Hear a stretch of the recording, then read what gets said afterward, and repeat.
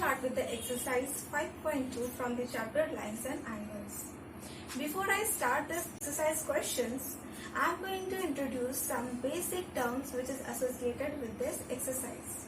So here we will come across the different kinds of terms and different kinds of properties of angles which are formed due to a transversal across two parallel lines. So let us discuss those pairs one by one. So the different pairs of angles, the types are, first one adjacent angle.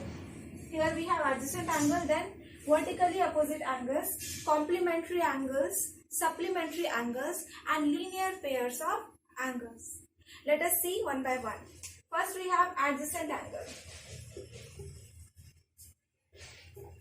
Adjacent angles are the angles which have the common vertex and a common ray, okay, or a common arm we can say. So if we take an example of an angle, let us say this is an angle A, B and C. Now here we have to find out that where in this, if in this angle do we have any adjacent pair or not. We have to introduce one more line here. So let us extend a line B and D over here. Now you see how many angles are, all these angles are angle A, B, D as angle 1, angle D, B, C as angle 2 and this whole angle A, B, C is forming this bigger angle, that is angle 3. Okay, now we have to make out that among this which is the adjacent pair. Okay, I told you that in an adjacent angle there has to be a common vertex. Now you see in E, B, C. Now if you will observe these two angles, these smaller angles, you will find that this angle B or point B, angle B is the common vertex. Angle B forms the common vertex. That is point B, angle B is the vertex for angle ABD and angle DBC as well. This is the common vertex for both these two angles. Also you see this arm BD, this ray BD is common ray for both these angles, right? So here we have common vertex B and common ray BD for both these smaller angles. That is why we can say that therefore angle ABD and angle DBC are the pair of adjacent angle. So what do we mean by adjacent angle? These are the angle which have the common vertex and the common ray. Okay, so here we have the common vertex V and common ray BD. Okay, coming to vertically opposite angle. This vertically opposite angles are formed by the actual intersection of two lines. So if we say that if we have two lines which are intersecting each other, intersection means to cross each other, to cut each other at a point. So if we say that this is a line L, this is the line L, and let us suppose that this is another line, say M. So this line L and M are intersecting each other at point Q, right? So these are the two intersecting lines because they are crossing each other, they are intersecting each other at the point Q. Now as soon as they will intersect each other, there will be angle formation. What are the angles? You see here we have four angles. This is angle 1 and angle 2, angle 3 and angle 4. Here we have four angles formed.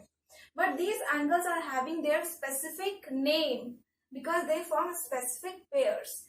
Right now we are talking about the vertically opposite angle. So how to figure out from this figure that which is the vertically opposite angles among these four angles. So among these four angles, first of all we have to see that for all these four angles we have a common vertex. For all these four angles the common vertex is Q. So Q is the common vertex for all these four angles. Okay.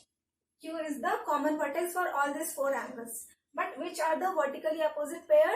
So vertically opposite, like if this is the vertex, now this angle 1, if this is angle 1, then this will be equal to this angle. So this will be also our angle 1. Okay, so these are the vertically opposite angles. Now these two, what about these two angles? So if this is angle 2, then this will be also angle 2. So these two angles are equal to each other. These two angles are equal to each other because their vertex are opposite to each other. Okay, one is at left, then another is at right. So these are vertically opposite angles. One is at up, then another one is at down.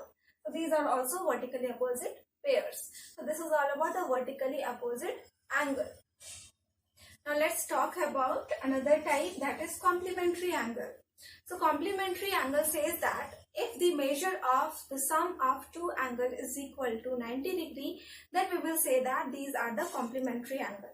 Okay, so if we say that we have two angles, suppose this is angle A, B, C, and let us say that this is angle D, E, F. Okay, so these are the two angles, and let us say that the measure of this angle is 60 degree, and let us say that the measure of this angle is 30 degree. Okay, this is our 30 degree.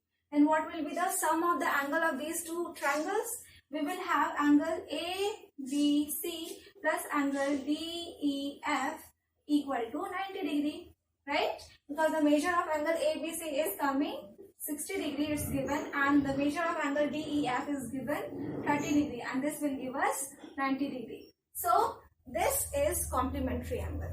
Okay, now the question very often asked related to this is that if this one angle is given, then find out the complement of the given angle. So very easy, 90 degree minus the given angle will give you the complement of given angle.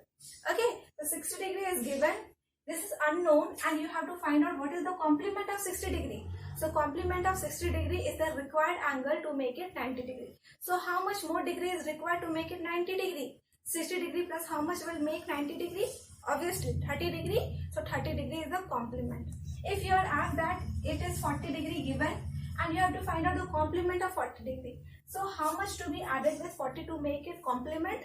Okay, so this should be 50 degree. So 50 degree is the complement of 40 degree angle. This is our supplementary angle, and this is very similar to complementary. There is one just basic difference, that sum of the measure of two angles should be equal to 180 degree, and that will make the supplementary angle. Okay, so here if we are given with two angles, let us say angle 1 plus angle 2, then if the sum of these angles is equal to 180 degree, then this will be the supplementary angle. We never know that what is the measure of angle 1 and angle 2, but we know that the sum of these two angles should be equal to 180 degree, then only it will be a supplementary angle. Again, let us take the same example. Let us say this is angle ABC, and let us suppose that this is our angle DEF, right? These are the two angles. Now measure of, suppose this angle is 60 degree, and let us say that the measure of this angle is 120 degree. Now what do you think? What will be the sum of these two angles? Obviously it will be 60 degree plus 120 degree, and this will be 180 degree. So angle ABC and angle DEF are the supplementary angle. Here also we can find out the another unknown measure of the angle if one angle is given by subtracting that with 180 degree.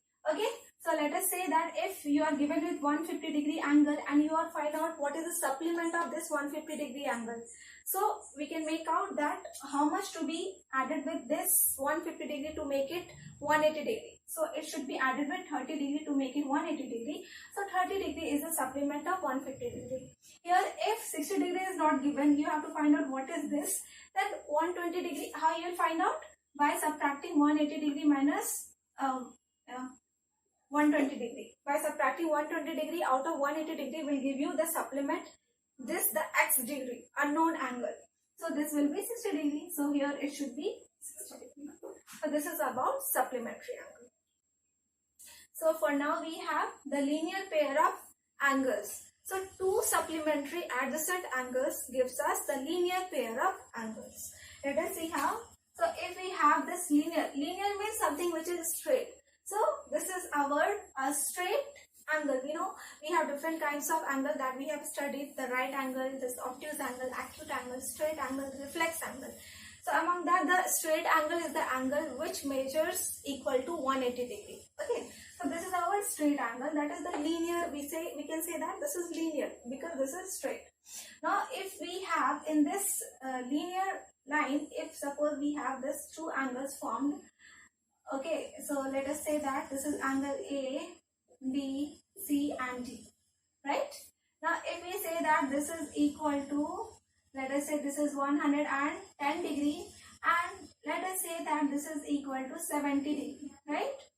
Now this 110 degree and 70 degree, these are the two adjacent angles. Adjacent angles are the angle which are just lying side by side. Okay, so these are the two adjacent angles, that is angle ABC and angle ABD.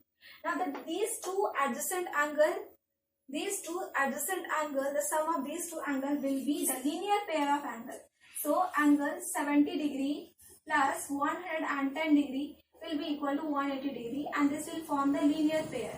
Okay, this will form the linear pair of angles. Coming to exercise 5.2 and the angles which is formed and which is associated with exercise 5.2 questions. Okay, so here we will have different kinds of pairs which is formed due to a transversal lines. Here these the lines which I have drawn. These are the parallel lines. Parallel lines are the lines which never intersect each other at any point or which never meet each other. So if you will, if I consider these two lines, then if you will extend this line to further distance, then you will find that this is not going to meet each other. They will never meet each other. That is why the pairs of these lines are parallel lines. Okay. Now if we draw another line which is intersecting these two parallel lines, okay, that is this line is crossing these two parallel lines at this point and this point. Then this line which is cutting, which is intersecting and crossing these two parallel lines will be termed as the transversal. Okay, so transversal line is the line which intersect any two parallel line at any particular point. Is line T. Okay, this is the transversal. As soon as this transversal is intersecting this parallel line L and M, you will find that there is angle formation. Okay, how many angles? You see, this is the angle 2, angle 3, angle 4. Here also angle 5, angle 6, angle 7 and angle 8. Okay, so these are the angle which is formed due to a transversal. Right? Now we will talk about the pair of angles. That is how to identify different kind of pairs. So first of all, corresponding angle. I am talking about corresponding angle. The corresponding angles are the angle which lies on the same side of the transversal. So if we will take this angle as angle 1, then this will be equal to this angle. This will be also our angle 1. You see, this is lying on the left hand side and left upper hand side. Okay, left hand upper side. So the position of this angle and this angle are both, and both the angles are lying on the same side of the transversal, that is on LHS. So this angle and this angle will be our corresponding angle. Similarly, we can take another angle. If we take this angle, then what do you think? This angle will be similar to which angle? Obviously this angle, because we are considering now right hand side of the transversal and right hand lower side. Okay, so this angle, if this is angle 2, then this will be equal to this angle, right? Okay, now again very often this angle will be equal to this angle. So if this is angle 3, then this will be also angle 3, and also if this is angle 4, then this will be also our angle 4, right? So this angle is equal to this angle because all these angle 1, angle 2, angle 3 and angle 4, whichever pair I have written similar, this all forms the corresponding pair because these are lying on the same side of the transversal, right? Coming to the next figure, here also I have drawn the two parallel lines. Okay, now we will talk about what is alternate angle pair. Okay, so first of all, what is alternate? What do you mean by alternate? Alternate means something which is opposite. Okay, so we are going to find out the opposite pair. So alternate angles are the angles which are opposite to each other. Okay, so if you take this angle, okay, then what do you think? Which will be opposite to this angle? Obviously this one. Okay, so these two are alternate angle because here you see it is lying on left hand side of the transversal, and here this angle is lying on the right hand side of the transversal. So this is left and and this is right. Left and right are opposite to each other. That is why these two will be the alternate angles. Similarly, if this is angle 2, then this will be angle 2. And these are alternate angle because they are lying on opposite to each other. Okay, the position of these two angles are opposite to each other. Right? So this is how we make out the alternate angles pairs. Coming to the interior angles. Interior angles, it is very clear from the term only, interior angles. So interior means inside, right? See, all the angles which will lie inside this two parallel line will be considered as interior angle. So if we take this angle, this angle, this angle and this angle, all these angles will be interior angle, right? Okay, 1, 2, 3 and 4, all these are the interior angles. Or if we take this angle, this angle, this angle and this angle, then all these angle will be exterior angle. Angle, let us say this is 5, 6, 7 and 8. So angle 1, 2, 3 and 4 are interior angle, whereas angle 5, 6, 7 and 8 are exterior angle because they are lying outside, and angle 1, 2, 3 and 4 are lying inside, right? So this is about the interior and exterior. So the angles that lie in the area between the two parallel lines that are cut by a transversal are called interior angles. So here we have all these angles lying inside the area of these two parallel lines, and these two parallel lines are cut by this transversal. Okay. Now you see the measure of these angles is given here. It is 60 degree, 120 degree, 120 degree and 60 degree. Okay. So here I have marked these angles with different colors just to make it clear the pairs that this angle is equal to this angle. You know by which property? This is alternate interior angle. First of all, these are the alternate angle, right? And this is also alternate angle. By that property, these two angles are equal to each other. We can add up by saying that these are the alternate interior pair because they are lying inside. Okay. Also, one thing that is to be noted is that the measure of the interior angles in each pair add up to 180 degree. So you see the pairs of this interior angle. This forms one pair. So this pair is equal to how much? This 120 degree plus 160 degree is equal to 180 degree, right? So one pair. Also, if we take this pair, then this will be also equal to 120 degree. If we consider these two pairs, then these two pairs, sum of these two pairs will also give us 180 degree. 120 degree plus 60 degree is equal to 180 degree again. Okay. And if we take these two angles, then this will be also equal to 180 degree. These two angles will be also 180 degree. Okay. So here we can conclude by saying that the measure of interior angle in each pair add up is equal to 180 degree. So this is all about the pair of angle which is formed due to transversal. And I hope this will help you to solve the questions given in your exercise 5.2.